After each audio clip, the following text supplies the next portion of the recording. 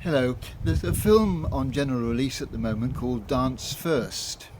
Sadly, it's had pretty poor reviews, but it's an interesting theme. It's about the Irish playwright Samuel Beckett, and Gabriel Byrne plays Beckett, and it's got an interesting device to explore his life, or part of his life, which is that there are two Samuel Becketts which talk to each other about what's going on. It all starts because he's awarded the Nobel Prize for Literature, and he doesn't want the publicity that goes with it. He doesn't want to go and give the lecture that he's supposed to give, and he talks to himself apparently about this choice, this dilemma.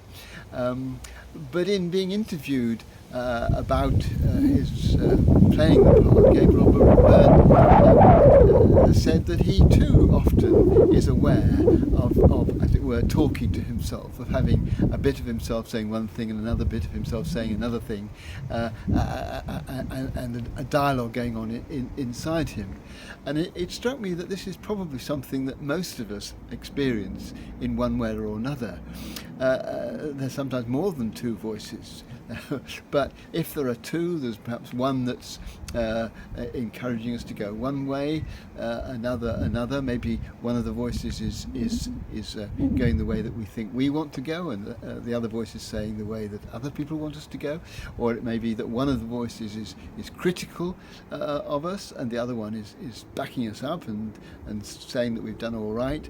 And that there are all sorts of different kinds of conversation that can go on inside us, which move us forward and help us to think through what we're doing.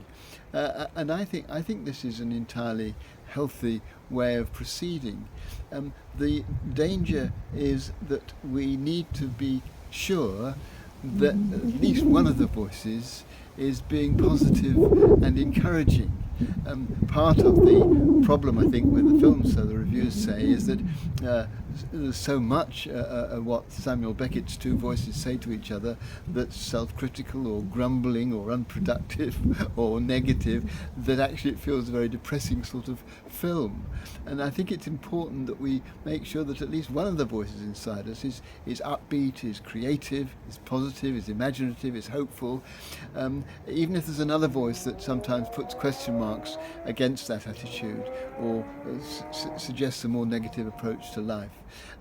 What I think is difficult for us is if we allow the two voices or the voices inside us to be both pulling us down into a sense of failure and despair.